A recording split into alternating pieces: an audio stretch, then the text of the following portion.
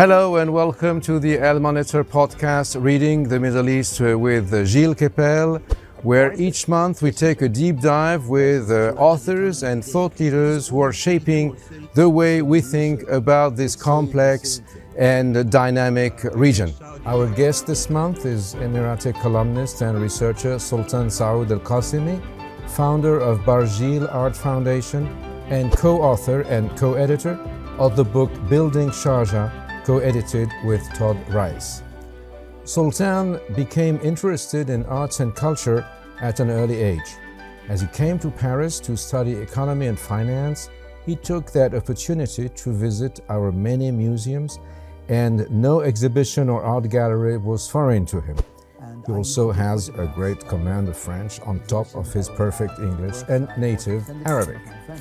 Back home, he started to be interested in particular in the past half-century, from the early 1970s to the present day, when, to quote from his introduction to the volume we discussed today, quote-unquote, people of this land abandoned arish or palm-frond huts and mud brick homes, and before, quote-unquote, the advent of 21st century glass and aluminium towers. So, dear Sultan Sooud Al Qassemi, welcome to our Reading the Middle East podcast today. As I visited the Gille collection exhibits in the Sharjah Art Museum after reading your book, Building Sharjah, I was struck by the parallelism of purpose between the artwork that you have so patiently collected and the very contributions in the book.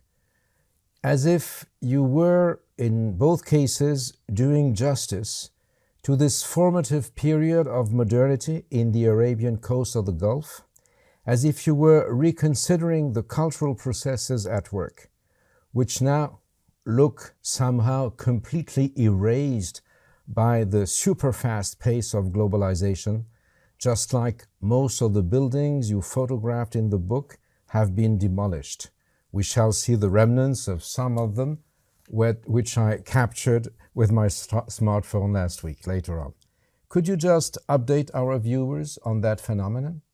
First of all, I want to thank you, Professor Gille Kepel, for hosting me here, and thank the wonderful team of El Monitor, to which I have been a contributor for a number of years. I'm a big fan of both yourself and the publication.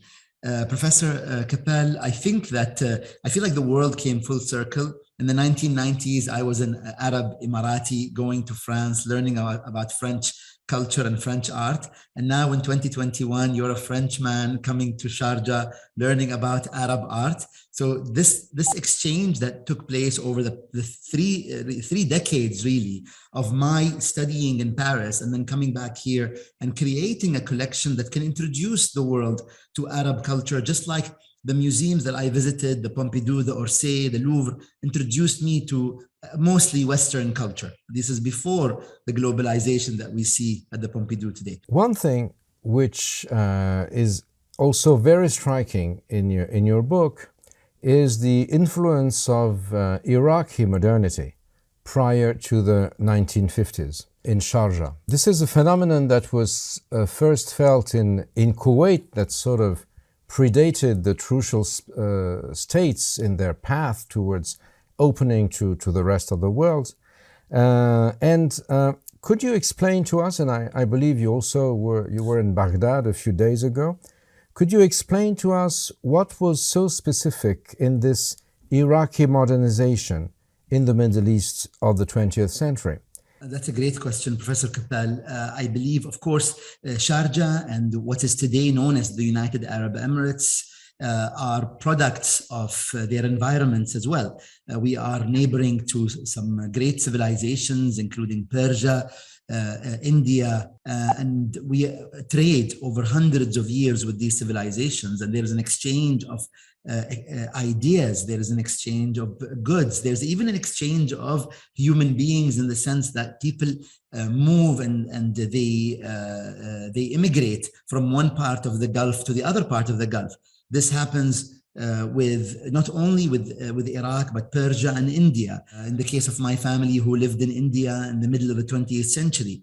To answer your question about Iraq, in fact played an important role in modernization of the Emirates. I can tell you that the private secretary of the ruler of Sharjah in the turn of the century, between the 19th and the 20th century, was an immigrant from Iraq. And he was the individual, Rashid Busneda was his name, and he was the individual who noted down and documented Sharjah at the turn of the century. So without this educated, learned, literate man, we would have not have as much access as we do today to Sharjah around 1880s, 1890s, all the way to the 1910s. Let's have a look at this, the following little video I also shot last week in Bank Street, which was the beating heart of the modernist city in the 1970s, which is now not abandoned, but it's not central anymore. It's mutahamish, it's marginal. And in Bank Street, you have all those modernist buildings of the 1970s who stand empty and deserted. Once vibrant offices are to let, with bank signs ripped off, and they just left their shadow on the concrete. Let's have a look at this sort of nostalgic Bank Street era in this little video. So this is Bank Street, or should we say former Bank Street, because most of the banks are not functioning anymore. Buildings are to let. And this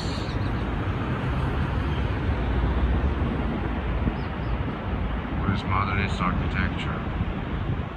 Looking at that, dear Sultan, what would you say was lost that could have happened? Yes, Professor. In fact, I was greatly encouraged by your video that you just showed and others that I've seen you film, where I saw a sign that instead of saying to be demolished, it said to rent or to let.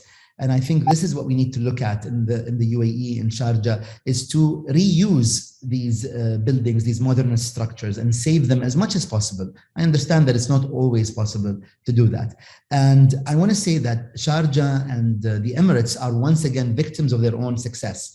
Because of the rapid urbanization, there's pressure to demolish 3- and 4-story buildings and build 10 and 20 and even 30-story buildings, because people want to live closer to downtown. People want to have access to certain malls and access to certain avenues. And I feel like over the past 2 years or 3 years, I feel a bit more encouraged because there are laws that have been introduced in Dubai, and a law coming up in 2022 by the federal government in order to protect some of these buildings. And maybe just to answer what we have lost, I think we have lost vestiges of our recent past. I think what's important is to think about these buildings as the immediate reaction to the influx of oil money. What did we do in the 1960s and 70s and 80s? We built these structures. We hired these architects who came from France and from Turkey and from Japan and from India and elsewhere. So what did they produce? They produced these beautiful buildings. And I think we lose a lot when we lose all of them. And perhaps the right thing to do is to balance between destruction and between construction.